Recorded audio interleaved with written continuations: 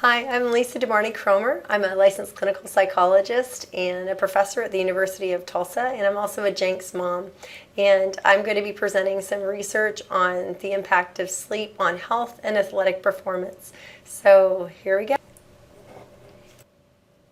Hi, my name is Lisa DeMarney-Cromer. I'm a licensed clinical psychologist and I am a associate professor at the University of Tulsa, and I'm also a Jenks mom.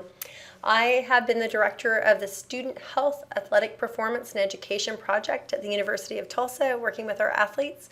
I've been doing that for 6 years. I'm a director of Titan, which is our interdisciplinary institute, and then I also teach in the psychology department. So I collaborate on the SHAPE project with some great folks, and we have been working with sleep and our athletes for a number of years, and so I'm going to share the benefit of much of that with you today. And so by doing that, I'm going to talk a little bit about the impact of impact of sleep on health, how it relates to sport injury and healing, as well as illness prevention, weight management, and then we'll talk a little bit about the cognitive implications on sleep. So basically, from a perspective of somebody who works with athletes in an athletic department, we know that sleep helps prevent injury. And so lack of sleep is actually related to a loss in biomechanical functioning, poor coordination, poor alertness. And so athletes on the court, in the field, are much more likely to get soft tissue tears, to get concussions, being hit by things because they're just not on the alert. And so good sleep is really important for prevention of injury. When an individual is injured, what we do know as well is that the better the sleeper, the quicker they recover from injury. And we've certainly seen this with our University of Tulsa athletes, that when we did this research, what we did was, with their permission, had their medical records and got the number of days that they missed practices, the number of days they missed games, and compared that to how they were sleeping. And what we found is that the better the quality of sleep that athletes were getting when they were injured, the fewer days they were spending in treatment and the quicker they were getting back to playing in the games. Now, one of the reasons this is probably likely is that REM sleep, so rapid eye movement, is when anti-inflammatories are naturally released in the brain. And so the longer we're asleep, the more REM we get. And so the reason I inserted this graph here is to show you that we have 4 different stages of sleep and then REM. And so we cycle through these throughout the night. But the longer we are continuously asleep, as we get to 3-4 hours, up to 5-6 hours, here you see 7 and 8 hours, the greater the proportion of the sleep cycle is REM. And so basically, the longer we're continuously asleep, the better we're getting of REM, which helps to release these anti-inflammatories. And then on the more positive side, so that's sort of talking about when injuries happen. But what about for a non-injured healthy athlete? We know that athletes build muscle while they're sleeping. You go to the gym to tear muscle down. So lifting heavy weights, when you're feeling that pain, is actually making micro tears in the muscle, and then it's during REM that there's muscle repair and growth. So that's one thing. And then the other thing that's important to know from a strength perspective is that actual amount of sleep is related to strength. And so when we look at depriving athletes of strength, what researchers have found is that maximum bench press, leg press, and deadlifts are substantially reduced when people are sleep deprived. And so in this particular study, what researchers did was only allowed their athletes 3 hours of sleep a night over three nights in a row, so 9 hours of sleep over 3 days, and then gave them, and each day they had leg press, bench press, and deadlift, and found that they were weaker as they were getting more sleep deprived. And they also noted that the participants in their study had cognitive confusion as well as noticeable fatigue. And one of the most compelling things about sleep, I think, is that it helps us keep healthy. And what researchers have found is that when they intentionally expose research participants to a to a cold virus, so they bring them into a lab and then give them a mist, and it's a viral exposure. And then they send them away and then get them to come back into the lab after a lapsed period of time. And they look at people's sleep logs. So they journal how much sleep they're getting. And then they look at who would develop the cold by the time they've come back to the lab. And so what they found is that when participants are getting fewer than 7 hours of sleep a night, when they come back into the lab 2 weeks later, they were 3 times more likely to have the common cold than individuals who were getting a good solid 8 hours or more of sleep a night. They also looked at the sleep logs to see how good of a quality the sleep was that research participants had. And what they found is that if they had poor quality sleep, they were 5.5 times more likely to get the common cold than if they were than if they had good quality sleep. There's a few decades of research to also look at weight and sleep. And so, we initially looking at factory workers, shift workers, police officers, healthcare workers who go on the night shift. It's very typical when somebody makes a shift to a night shift to the night shift, yes, I did say that they are more likely to gain weight. And so you might see a weight gain of like 10 pounds when somebody moves to the night shift. And so this is actually related to some hormones released in the brain. And so one of these hormones stimulates hunger, and then the other stimulates your appetite suppression. And so both of these hormones are very important for regulating how much food we're craving and for regulating our appetite. And what researchers have found is that they actually get messed up when we're not getting enough sleep. And so this promotes weight gain. Insufficient sleep unquestionably is related to mental health problems. As a licensed clinical psychologist who teaches about empirically supported treatments for our doctoral students, so basically I teach them about the science of clinical work. And one of the things that we look for when we're teaching our students that we teach them is not just, you don't just take a disorder and throw a solution at it, but we need to look at prioritizing what do we do when people have multiple problems. And so now what we've seen through research lately is that if sleep is indicated, typically the best course of action is to address sleep problems before other mental health problems.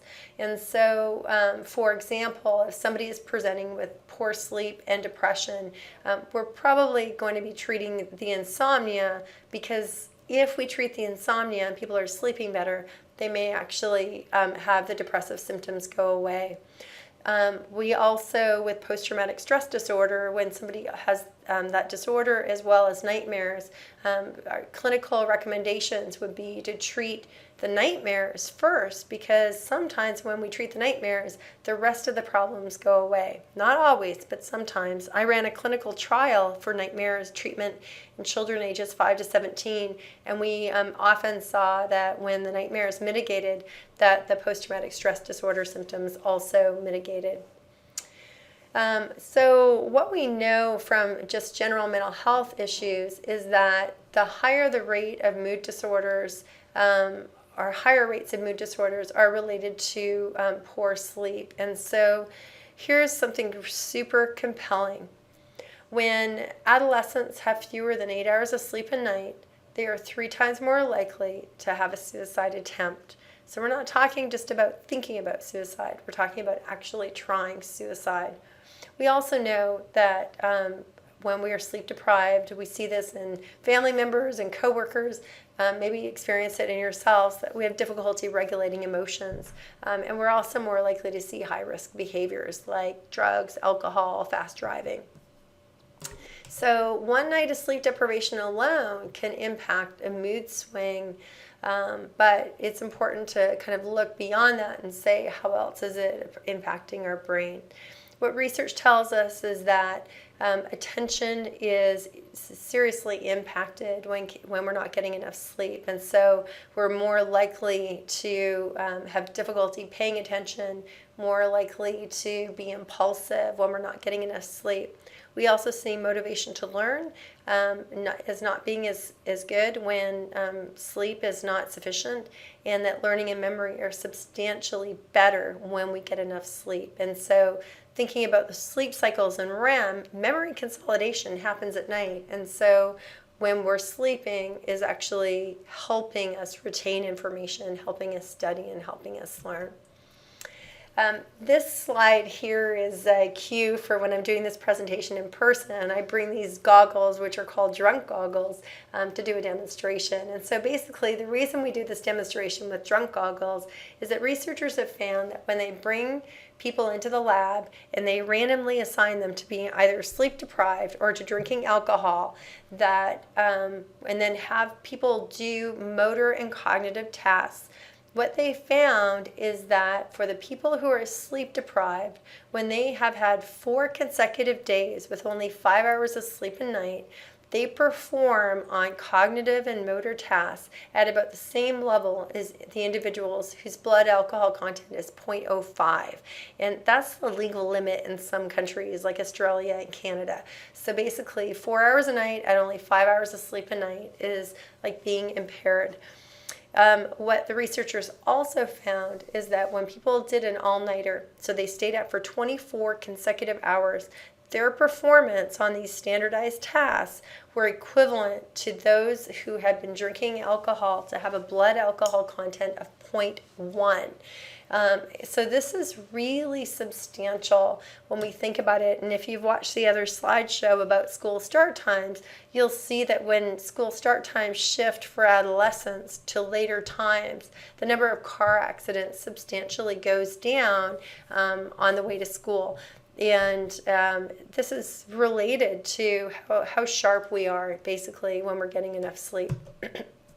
So what is the optimal sleep by school age? Basically, what we're looking at is roughly 9 to 11 hours for elementary and middle school kids and 8 to 10 hours for high school kids. So it's not really that variable. It's only about an hour less that high schoolers need.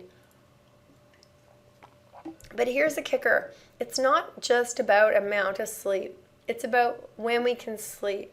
And so when I was talking about quality of sleep a couple of slides ago, our circadian rhythms relate to that quality of sleep. You all know what it's like to try to reset your bedtime when we go through, springing forward or falling back. We go through kind of a social jet lag. And in fact, we see an increase in car accidents on Monday mornings. And this has been shown in city after city after city. After we spring forward an hour, there's always an increase in car accidents because people are sleep deprived on their way to work. Anyways, circadian rhythms. Basically, this is what your brain tells your body when it's time to sleep.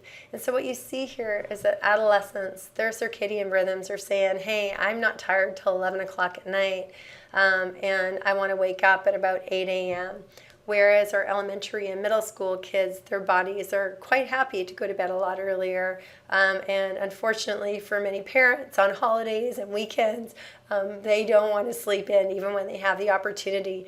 And in fact, some of us researchers, developmental research, kind of joke that one of the markers of adolescence really should be the shift between when you're dragging your kid out of bed versus when they're dragging you out of bed, that is an indicator that adolescence has started when they're not waking us up early anymore.